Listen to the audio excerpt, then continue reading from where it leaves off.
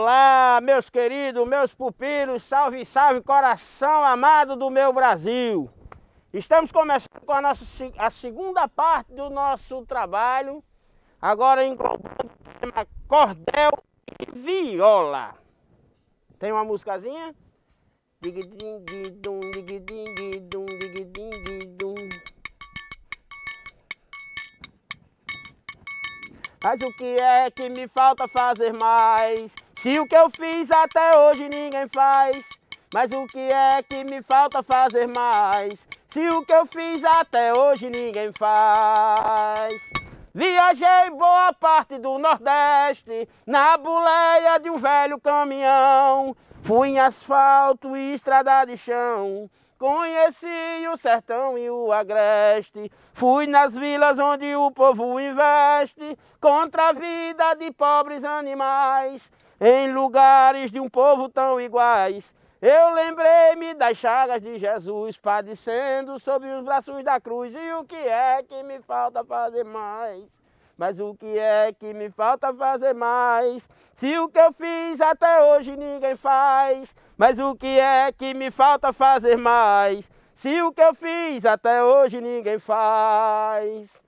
Andei sítios, currais e plantações, num período onde a morte consumia, com a seca que aqui já destruía, sob o sol escaldante dos sertões, devorando em nossas regiões a ração para os pobres animais, transformando o riacho em carrascais e arrancando da terra a energia. Vi o povo que ali tanto sofria, e o que é que me falta fazer mais?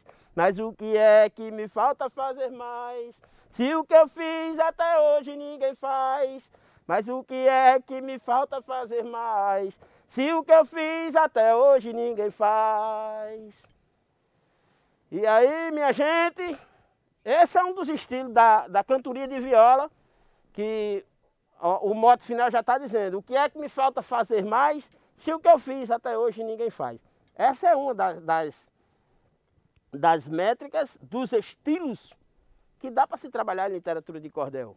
Assim como o galope à beira-mar, que é muito utilizado nas cantorias de viola, assim como os martelos, os morão, os quadrões, quadrões perguntados, quadrões respondidos, 10 pés de quadrão, que isso aqui a gente vai ver daqui a pouquinho, mais lá na frente, no nosso próximo, na nossa próxima fase, no nosso próximo cronograma, que é os estilos da cantoria de viola e automaticamente os estilos que se pode ser trabalhado em literatura de cordel. Então, de todos os temas que a literatura popular abrange, nenhum deles terá despertado maior interesse do público ainda hoje do que a literatura de cordel. Agora, por quê? Por quê? Entre os estudiosos, porque a circunstância, como a literatura de cordel circula da forma escrita, fica muito mais fácil e muito mais ampla a sua pesquisa, a sua análise, seu conteúdo, e pela forma de ser uma literatura barata, ser vendida nas praças, nas ruas em si. E pode-se dizer que o cordel brasileiro, ele é filho da viola.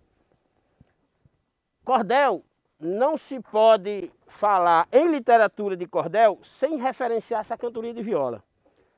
O que se faz em versos de improviso serve de material para a literatura de cordel. Os estilos que se desenvolvem na cantoria são os mesmos escritos em folhetos. São vários os estilos, que vão desde os tercetos, como eu já falei no vídeo anterior, a importância do terceto e do quarteto, pela questão da montagem, da forma como o terceto, a terça é escrita e como a quadra é escrita. O esquema de rima da quadra lhe joga para a referência do terceto. Você tem uma setilha, com sete versos, oriundos do soneto, da literatura clássica. Portanto, o terceto e as quadras, elas nos remetem a vários estilos da cantoria. Quando a gente pegar uma décima, nós vamos ver alguns esquemas de rima, onde a primeira rima com a quarta, a segunda com a terceira, a quarta com a quinta. A quarta com a quinta, a sexta com a sétima com a décima e a oitava com a nona. Então, fazendo esse jogo com as terças e as quadras, ou os tercetos e os quartetos, a gente vai ter uma décima ou outros estilos. As setilhas, as sextilhas, né? Onde você vai traçar o esquema da segunda com a quarta e a quarta com a sexta. Induzindo automaticamente a se trabalhar as quadras e remetendo ao verso final. Então, dessa forma, nos próximos vídeos a gente veremos esses versos com suas devidas modificações. O poeta violeiro ou poeta de bancada. Como se define o cordel? Então, a gente vai ver agora um pouco que na história da cantoria de viola e na história da literatura de cordel, nós temos de certa forma, uma rixa entre os cantadores de viola e os poetas de bancada, os cordelistas. Segundo a história nos remete, que alguns violeiros não gostavam da presença dos cordelistas em suas cantorias, em suas pelejas, em seus desafios, porque eles diziam que os cordelistas roubavam os frutos de suas inspirações, escreviam e saíam vendendo em feiras. Ou seja, de certa forma eles achavam desonesto, né? Aí, como não podiam fazer nada, naquela época não existia essa coisa de direitos autorais, então começou a bancar. Você não é poeta, você é um poeta de bancada, poeta que escreve, né? Então, existe essa rixa. Hoje, a luta foi lançada e a gente chegou a um consenso que hoje muitos poetas violeiros também são poetas cordelistas, né? Naquela época não existia a ascensão do rádio, não existia as grandes produtoras, né, como a gente tem hoje, a televisão, não tinha os meios de comunicações que hoje nós temos. Ou seja, de certa forma, o poeta cordelista, ele servia como pesquisador para registrar os trabalhos dos poetas violeiros. Hoje já é entendido, hoje os poetas violeiros já veem os cordelistas com outros olhos, né? Que eu percebo, eu tiro por mim, pessoalmente. Às vezes a gente está numas rodas de conversa que faça alguns versos de improviso e morre ali, porque não tem registro. Se não registrar, você não lembra, porque é uma coisa que veio de improviso, que é a questão do improviso. Há pouco tempo eu citei um verso, um quadrão à beira-mar, um galope à beira-mar, onde eu citava que eu não era repentista. Minha veia poética não era repentista.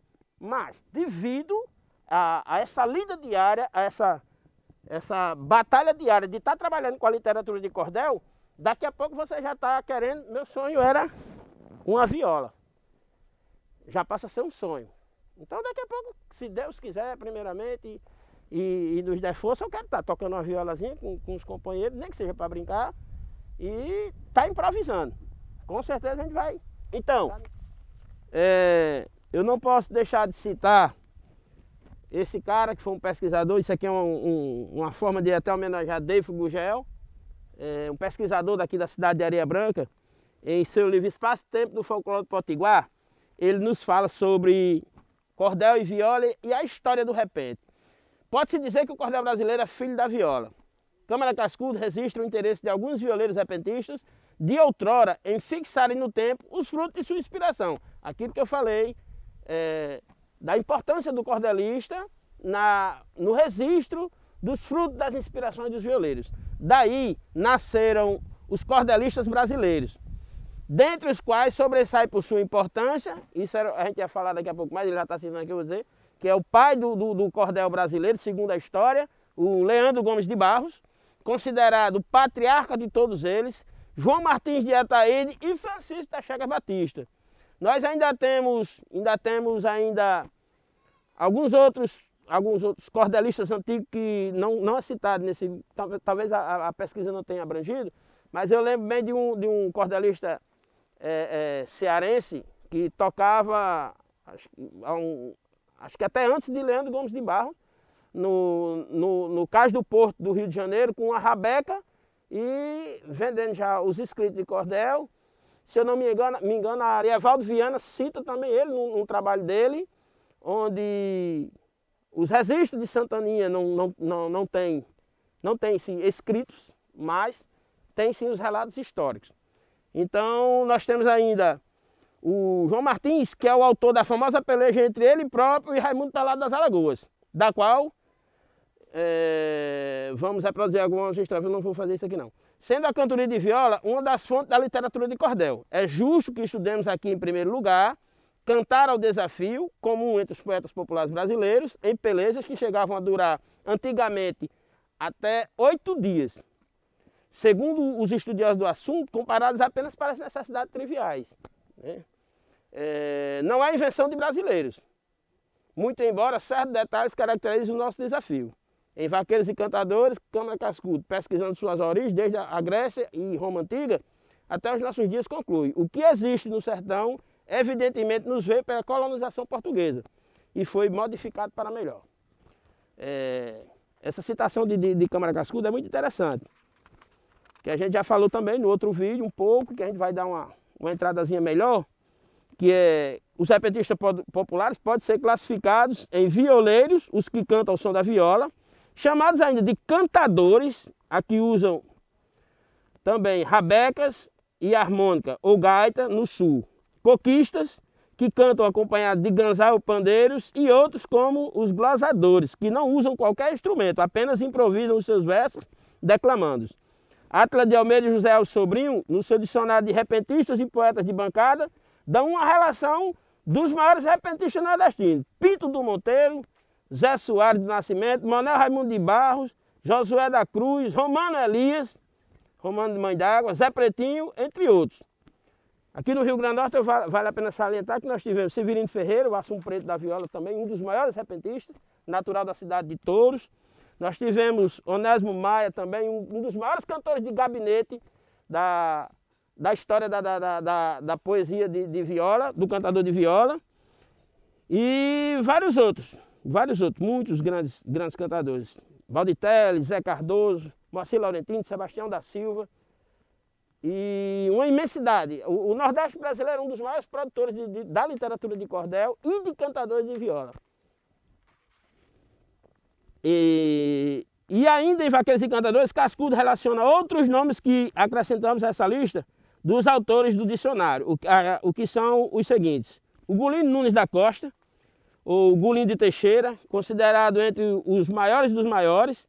Inácio da Catingueira, nós sabemos muito bem, por trabalhar com a roda de coco, Inácio da Catingueira é cantado em verso, que tem um estilo também da cantoria de viola, que é Brasil de Pai Tomás. No tempo de Pai Tomás, Preto Velho e Pai Vicente.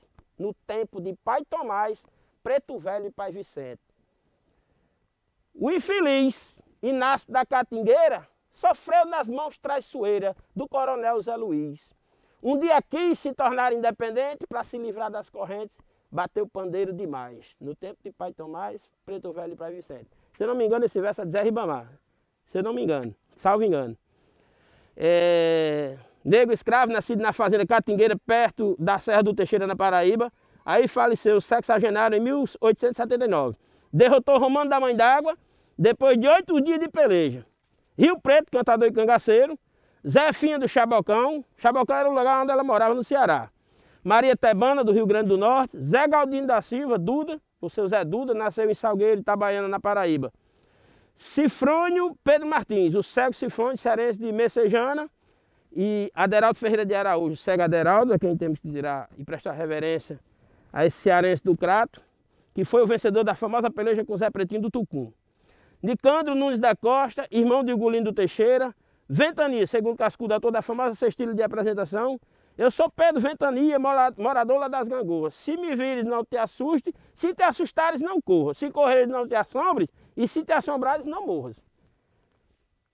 É muito bom isso aqui, gente. Então é nessa linha que a gente vai trabalhando, do cordel e da viola, que a gente vai trabalhar mais um pouco daqui a frente, para trabalhar os estilos da cantoria de viola e os estilos da literatura de cordel. A forma, depois de a gente escolher esses estilos, aí nós iremos passar para a parte da construção do cordel. Da construção. Que na sequência nós teremos, nós tivemos a apresentação, essa parte que fala sobre o cordel e a viola, a próxima que fala sobre os estilos, que não sei se deu para vocês perceberem, mas nós estamos assim, terminando um assunto, já entrando no outro, e automaticamente, quando a gente terminar no final, nós estamos com o cronograma fechado, sem sair momento algum do assunto. Nós teremos em seguida, depois do cordel e a viola, a parte que nós vamos falar sobre a montagem do cordel, né? Que é onde nós iremos apresentar a identidade do cordel. Essa parte que a gente fala sobre a ficha catalográfica, eu e um produtor, a gente viu que essa ficha ela é muito importante para a pessoa que vai ler o cordel. Quando você lê essa ficha, quando a gente repassar elas, você vai ver que vai ficar muito mais fácil de se ler cordel, de construir o cordel. Porque nós vamos estar, o esquema de rima, a temática, aí nós vamos ter uma classificação sobre a literatura de cordel, como se constrói o cordel, porque o cordel, ainda dentro desse estilo de cordel e viola, dentro desse assunto, o cordel a gente define ele em duas formas. Algumas editoras lançavam, eu vou levantar bem rapidinho e volto. Há um tempo atrás nós tínhamos a editora Luzeiro, do Juazeiro do Norte, que lançava os cordéis nessas formas. Então nós temos uma linha de poetas mais arcaicos, que define o cordel até 8 páginas, ou seja, até 32 estrofes trabalhadas em sextilhas.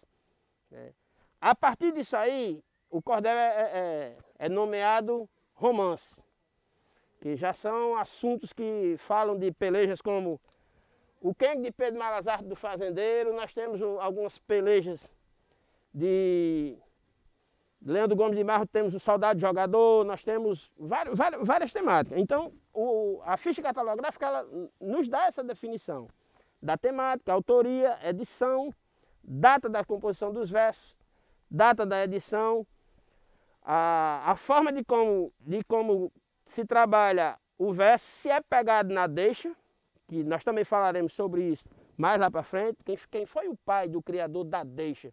A deixa, eu vou deixar para falar lá na frente, que vai ser a deixa, quando a gente entrar dentro dessa temática. Mas eu posso adiantar para vocês que é assim, pode deixar, eu adianto. Então, a deixa, eu vou dizer, que eu não me aguento. A deixa é quando o verso termina numa frase, que a gente citou agora. Eu termino o verso em barra. Então, a primeira linha que é muda, na segunda estrofe, na outra estrofe, ela vai ter que rimar com barra. Eu terminei na beira da cerca, deixei uma barra. Terminei as duas últimas linhas, então a primeira da outra vai. Outro dia numa farra, que eu rimei barra com farra, já é a construção da segunda estrofe. Daí é que entra a importância que eu digo dos tercetos e dos quartetos. Porque você saiu de uma sextilha e já jogou uma sétima com a rima, pegando na deixa. Tá me entendendo? Você tá me entendendo? Você tá me entendendo? Você tá me entendendo? Vocês estão entendendo? Tá claro? Então a gente vai ver isso mais na frente.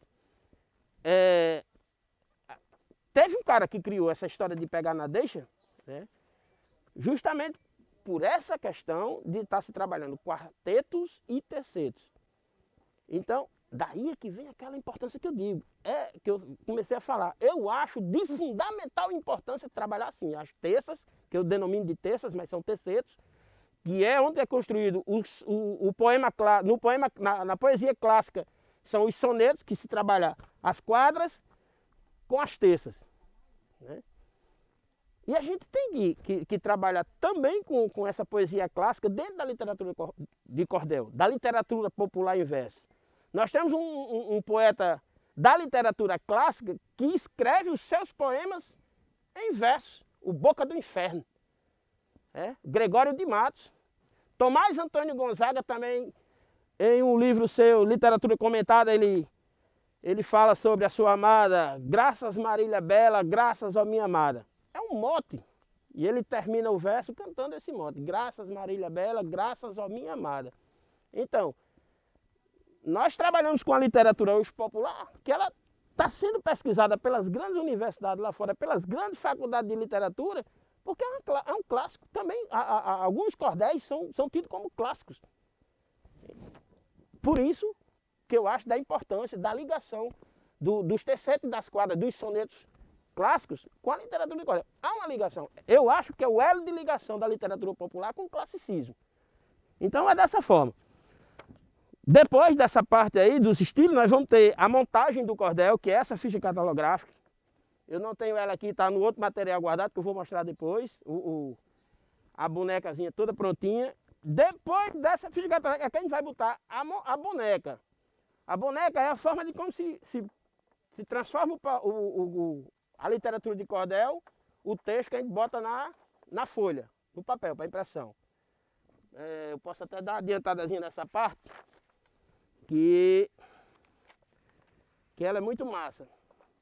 Quando você começa a construir cordel, nós vamos pegar aqui essa folha.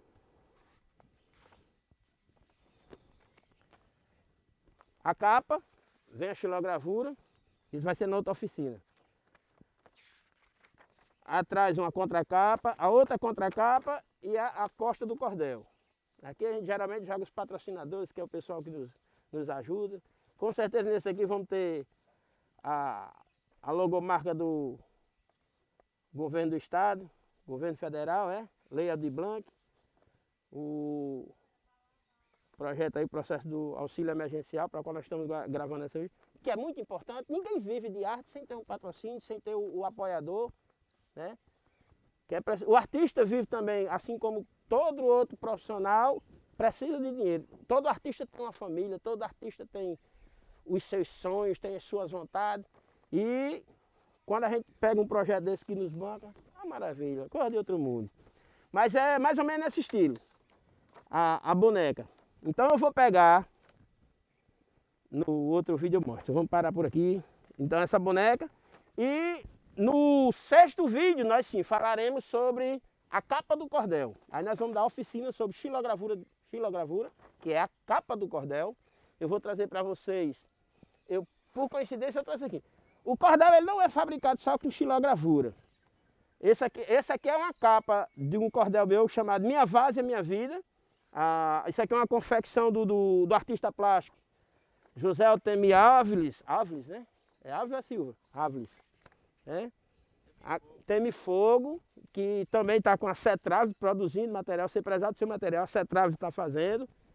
Tem que dar os méritos desse camarada. Essa aqui, ele retratou minha mãe, eu pescando, que é o Minha Várzea Minha Vida. Os carnaúbas, o sol quente, escaldante. E eu ia perdendo o foco, mas não é uma xilogravura. Mas o estilo é o mesmo, é escavado. Quer passar a mão? Ó, você passa, você senta aqui, ela é um chapado. Nós temos as escavações, as gravuras são escavadas. Aquilo que eu falei no vídeo anterior, que já se pode trabalhar a xilogravura com essas cores, não só no preto e branco, na parte escavada branca e a parte chapada preta. Xilogravura já é trabalhada dessa forma também. E aqui a gente intitula essa talha como calcogravura, porque ela é produzida uma placa de gesso e é escavada a arte, o desenho sobre o gesso. Quer pegar, parceiro? Pega aqui, por favor.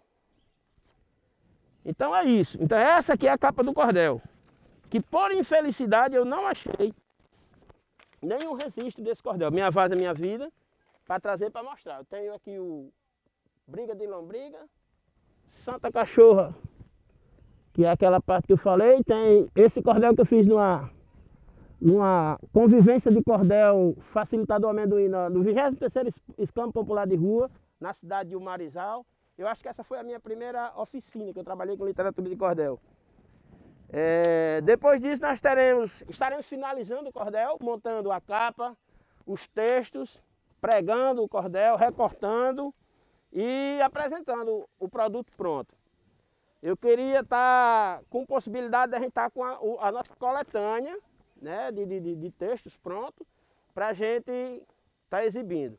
E o 8º vídeo, que é o encerramento da oficina, o fechamento da oficina, nós teremos também uma apresentação artística. Eu vou trazer alguns convidados para a gente tocar e declamar cordel. Tá legal, pessoal? Um abraço e daqui a pouco a gente volta. Vale a pena salientar que tudo que a gente está falando aqui, a gente está dando o devido valor ao escritor, nomeando e dando os direitos autorais. Eu comecei abrindo essa parte da nossa oficina, declamando um verso, o que é que me falta fazer mais? Um dos estilos de cantoria de viola, o estilo é da cantoria, mas o verso é de minha autoria. Onde eu declamei 2 estrofes e agora nós vamos concluir o verso, né? Que é que me falta fazer mais. Eu falei da parte ruim, né? Como a gente disse que na oração nós temos que ter início, meio e fim. Nós começamos a falar da seca do sertão, da morte que aqui já consumia, da falta de alimentação para o povo, da subsistência do nordestino. E agora nós vamos para a parte boa, que é onde a gente sente que fiz a chuva cair bem de mansinho, transformando paisagem no lugar. Fiz o rio começar a transbordar e o Campina construiu seu ninho. Com a parceira num voo de carinho, procriar-se em voos nupciais, as graúnas, rolinhas e pardais, juritis e marreco procriando, vi a vida aos poucos retornando. E o que é que me falta fazer mais? Mas o que é que me falta fazer mais? Se o que eu fiz até hoje ninguém faz, mas o que é que me falta fazer mais? Se o que eu fiz até hoje ninguém faz. Fiz Jurema, Pião e Marmeleiro, Chique, Chique, Cipó e Catingueira. Fiz Mari, Angicos, Aroeira, Imburana, Quixaba e Pereiro. Fiz Pau d'Arco, Jucá e Juazeiro e os belíssimos carnaubais. Nossas matas são tão medicinais. Tem ameixa em Burana e Cumaru, quebra-pedra, maracujaçu. E o que é que me falta fazer mais? Tem um verso declamado ainda para encerrar, que é o encerramento. Pelas águas onde eu já me banhei, é preciso por elas ter cuidado, para não ver tanto rio estragado como muitos que eu já visitei. Mossoró, nas suas várzeas me banhei, hoje já poluído demais. Acabaram-se os banhos matinais, que na memória vou tentar deixar guardado. Nesses versos melhor representados, e o que é que me falta fazer mais? Mas o que é que me falta fazer mais? Se o que eu fiz até hoje ninguém faz. Mas o que é que me falta fazer mais? Se o que eu fiz até hoje ninguém faz. Não terminou? Não terminou ainda não, né? Vale a pena salientar que a arte, ela nos dá esse poder. Tudo isso quem fez foi Deus, mas a vontade do homem é de se igualar-se a Deus, de ser a força superior. E o que a gente não pode fazer de verdade, a gente faz na arte, na literatura de cordel. Eu fiz Jurema, fiz Pinhão e Marmeleiro, Chique, Chique, Cipó e Catingueira. Eu fiz chover, fiz a chuva cair bem de mansinho. Eu fiz a estrela do céu do meu sertão, que ilumina com mais intensidade. Só percebe a grande variedade quem conhece cada constelação. E o poeta conhece. Quando a lua derrama seu clarão, inspirando os mais jovens casais, embeleza os cenários naturais, enfeitado com o nosso céu azul. Eu botei no alto o Cruzeiro do Sul. E o que é que me falta fazer mais?